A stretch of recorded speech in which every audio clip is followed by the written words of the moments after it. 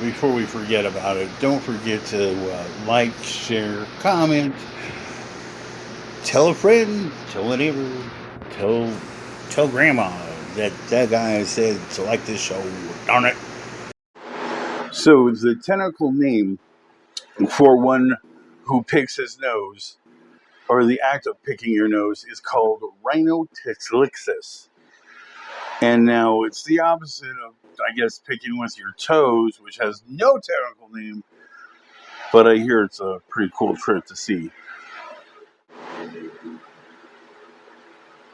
Now, the art of one picking his nose and chewing it is called mucus phalange. Now, about 70% of people will admit that they have picked their nose. They pick their nose, and 30% of those people will admit that they have chewed on the boogers. The rest, I guess, just fling it on the wall, underneath the seat, down in the ear. I don't know. Did you know that the average person touches his nose or picks his nose at least 5 times in 1 hour? Boogers are green because they're rich in iron.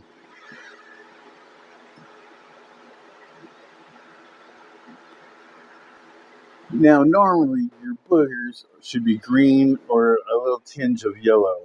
And the reason why they're green is because they're rich in iron. But they should be either little green, so all the way green, or yellow.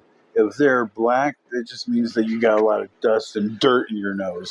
Or if they're orange, it just means you've just been eating way too much Cheetos, brother, and you just need to calm down just a little, okay?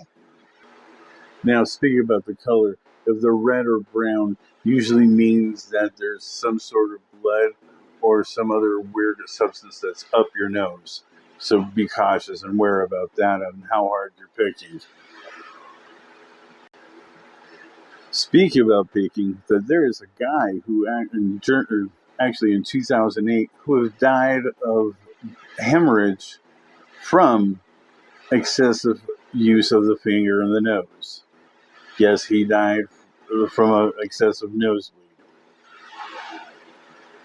Yeah. Now, one Austrian lung specialist, Dr. Frederick Bischinger, Dr. Bischinger, has advocated that your kids should eat their boogers to boost their immune system.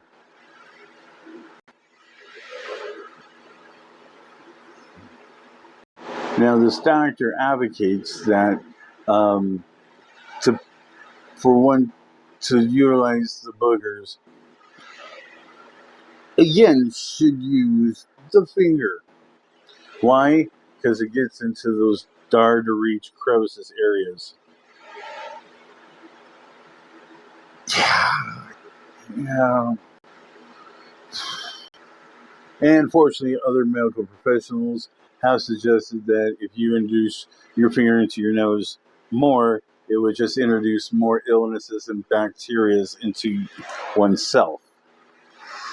Yeah.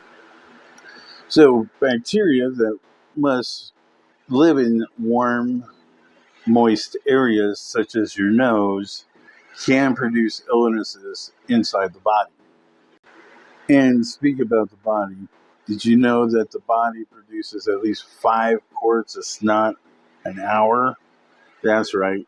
Mostly pollen, dirt, smoke usually gets caught in these boogers, and usually some come out one end, the nose, and some come down the throat. Think about it. And yes, snot is actually a form of boogers that has trapped some sort of particles or debris that shouldn't be inside the body. A sneeze does come out 100 miles an hour. Every sneeze has at least 1,000 germs in it. Stifling a sneeze can do damage to the body, such as a ruptured eardrum. It's not as disgusting. Sure, yeah, we all know, but it serves a purpose to flush all those bacteria and illnesses that can cause havoc to the body out. When you cry, your tears go into your tear ducts and into your nose, where there's other boogers that come out as runny nose stuff. Do you know that actually when it gets cold out, your nose, your blood vessels in your nose constrict, dilating them or constricting them to force warmer air into your lungs? Go figure that. Now, on average, the average preschool kid has a cold about 9 times a year, where the average adult or adolescent has a cold every 8 to 9 times a year. Average, that was said. And now, if your kid is in kindergarten, dirty little, they're actually sweethearts, but make sure that their hands are washed, okay? Because those kids can get colds 11 to 12 times a year. Yeah. So I'm going to end it with this, that on the reason why we say bless you is stem back to I want to say the bubonic plague time, when it was ravaging through certain parts and killing off people. And every time someone sneezed, they thought that the soul was leaving the body. So they would always say, bless you. And here's another little fun fact for you. During the bubonic plague, it was actually the doctors that would wear these masks that had the really elongated nose. Now, funny thing about those masks were people thought they were there to ward off evil spirits or something like that. Actually, the elongated part of the nose actually had roses, petals, other scents, giving this the nursery rhyme ring around the rosy, pocket full of posies, ashes, ashes, they all fall down. That's referring to the bubonic plague. I don't know if you knew that, but it kind of freaks me out when I hear kids singing that, singing about a happy song about death. And welcome to our world. Someone asks you about it, tell them that guy sent you.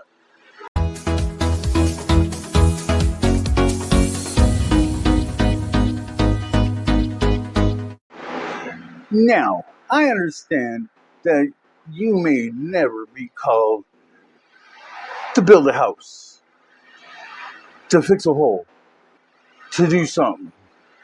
But then again, the cute gal next door who just lost one of her diamond earrings down the drain, is in distress. What should you do?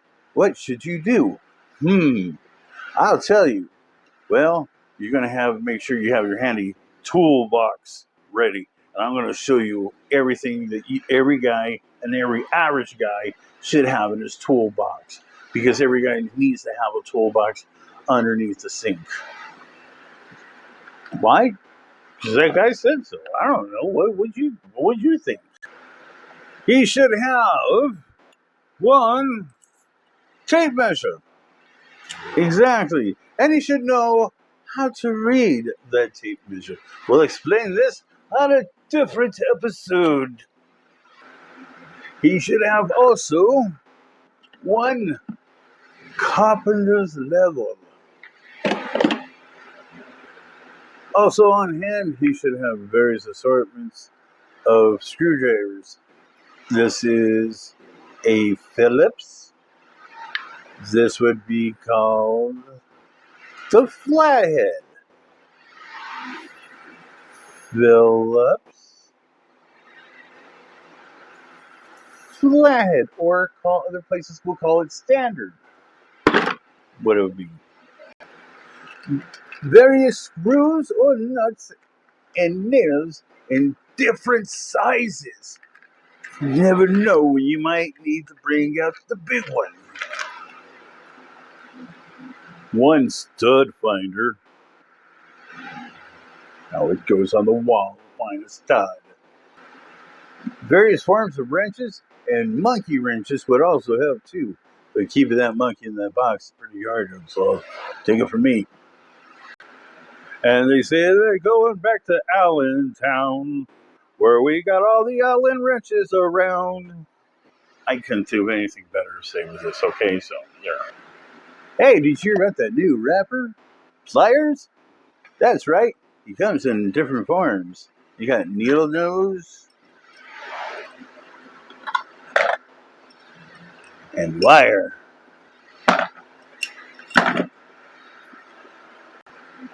Huh, wrench.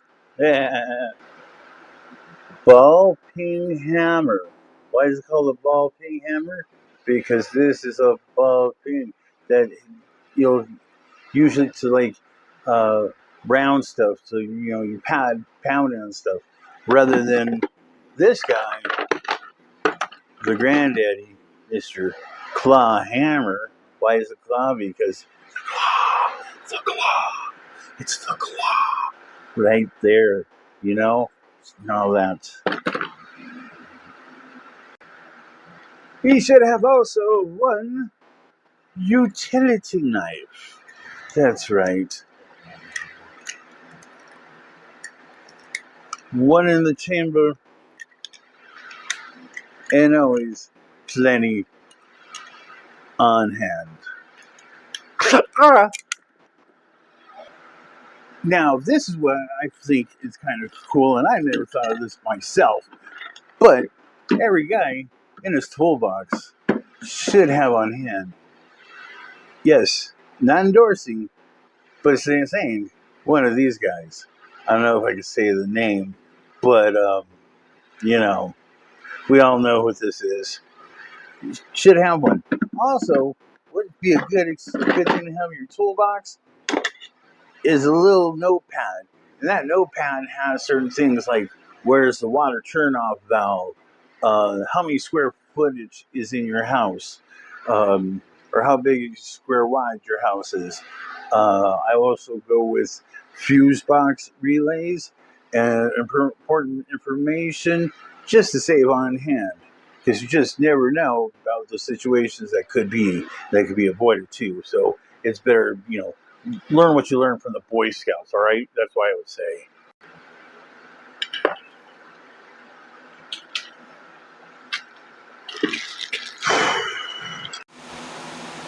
Also, in that box of that notebook that you have, you might have put also various information like a record on the various paint colors to match your furniture. Also, data about your house as well. Note all the times that you change the batteries and the smoke detectors and everything else. With that, list any unusual light bulbs that can go with this as well throughout your house. And also, if you're writing about important information, you should also try and put your marriage anniversary, your various birthdays, and the reason why you call your ex-mother-in-law the name that you do. So in case I haven't covered it yet, in that toolbox you should have duct tape and electrical tape, as well as goggles. I think I did a thing before where I talked about the difference between goggles and glasses. Also, various bits, drill bits that you can change out of your electric screwdriver and all that. Don't forget a staple gun with a 1/2-inch staples. Staple guns are good for tacking down carpets, wallpaper, loose ends of drawers, kids' mouths. Okay, nah. Alright, I'll stop. Not so much for the wallpaper, but everything else is good. You should also try various forms of sandpaper as well in your toolbox. Just, you never know, you might have to smooth out some wood or something. Did I just say smooth out wood? Okay, anyway, glue. Since we're talking about smoothing out wood, let's talk about glue. Yes, that's right, super glue, wood glue, tacky glue, various forms of glue inside that toolbox of yours, of course. And also, we're going to end it with a flashlight.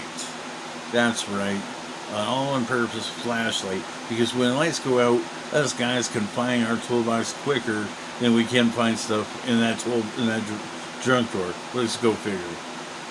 So, I'm going to end it with this: that your tools is going to be a lifetime investment. So, go with a company that you trust and you feel comfortable with, because a good tool should last you a lifetime.